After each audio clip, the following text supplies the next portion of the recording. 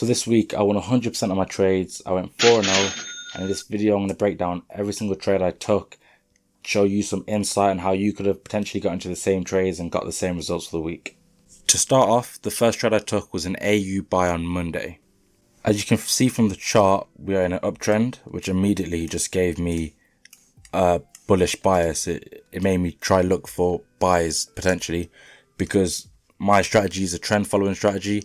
So we got to try follow the trend as much as possible. We got to try catch trends and catch these big moves that are happening and try to see where these banks are going. So if we fast forward, this is the start of my session.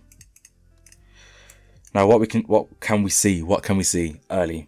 We can see there's a break of structure here. This right here is what I call a demand zone. This is my high probability demand zone, as there is a fair value gap attached to it. I trade supply and demand with fair value gaps. So now that price has retraced to our zone, we want to see how it reacts to our zone. We don't just want to rush into a trade just in case price breaks our zone and then we'll lose money potentially. So for me to enter a trade, I enter on the break of candle. So that would be here. The first break of candle, I usually try to get my entry, and I keep my stop loss just underneath the candle low. I will target a 1-to-1 mainly, and I would leave something called a runner if I want to go for a higher target. In this trade, I did leave a runner, and I left it to this liquidity up here, and I went for just about a 1-to-2, basically a 1-to-2. So I was in, it started going up. At the 1-to-1 area, I would move my stop loss to break even, and I would let it run. And then it ran, it hit target, and then we collected profit on this trade. Now onto the second trade of the week, which was a supply on GJ, which secured me my 1-to-1. The reason I like this trade so much, it was the start of my session, and I saw that we are in a 15-minute supply. So this is a 15-minute supply zone. It's the same requirements as our 5-minute supply zone, but we're just seeing it on the 15 minutes. I'm a scalper, so I enter on the 5-minute, but you could also enter on the 15-minute if you choose to. Now on the 5-minute, we can scale this zone down, and we can see that our zone is here. So we gotta make sure that we're following the trend first of all. This is where we could use our EMAs, and we could see that our EMAs are heading down. This could once again signal buys. And also structure was broken here. I would class this as major structure levels. So sellers are obviously in control of the market at the moment, and the price is more likely to go down than it is to go back up. So that's just that. I waited for price to come to my zone, and when it came here, it was playing around a bit. It was playing around, and here it looked like it was about to be invalid because it was about to reach the zone. If price ever goes past our zone, then that trade is invalid. We're not going to take it. Like I said before, my entry requirements is break of candle. I have my stop loss just above the candle high. In this case, as it's a sell, then I'll target a 1-to-1, which is what I closed out on this trade. I didn't really hold. One candle shot all the way down to TP. I took out my profit, I secured it, and I went on to the next trade. So I don't trade Wednesdays, so Wednesday was a no trade day for me. But Thursday, I took a demand setup on NAS 100, and it was the same result as Monday and Tuesday. NAS 100 is mainly a bullish instrument, so I don't really take a lot of sales on NAS. It's mainly buys.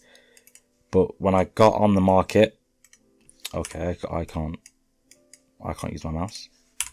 When I got on the market, I saw that there was a little demand setup down here, and if you zoom in, you can see there is a gap attached. There is a gap attached to the setup.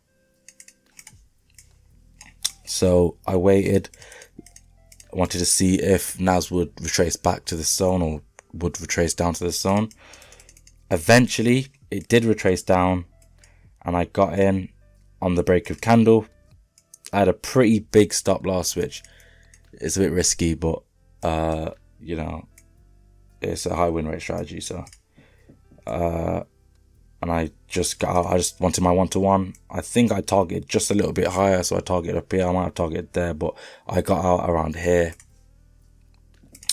and then it played out to my advantage in the end. I'm not sure. Yeah, it did go up there. Yeah, so yeah, I got out 1-to-1, secured my profit, and then on to the next day. So our final trade was back to AU, how we started the week, and it was a demand.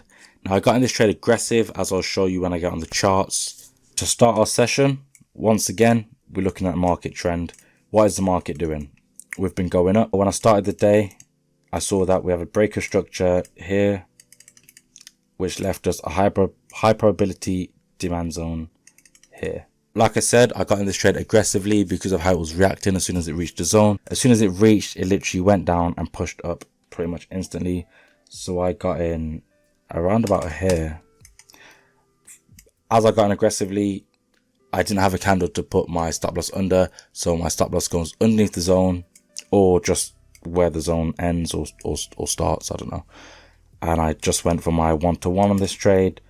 It went down a little bit, hit 1-to-1, and then I closed, and that is literally all the trades I took this week. Alright, so that's my trade breakdown for the week. If you found this video helpful and you want to see some more trading videos like this, make sure to subscribe. If you just want to have a chat, share experiences, or you just need some help in trading in general, my Instagram's on the screen. It'll be that way, or it will be in the description. So just make sure to follow me over there, message me over there. But thanks for watching the video. I'll see you soon.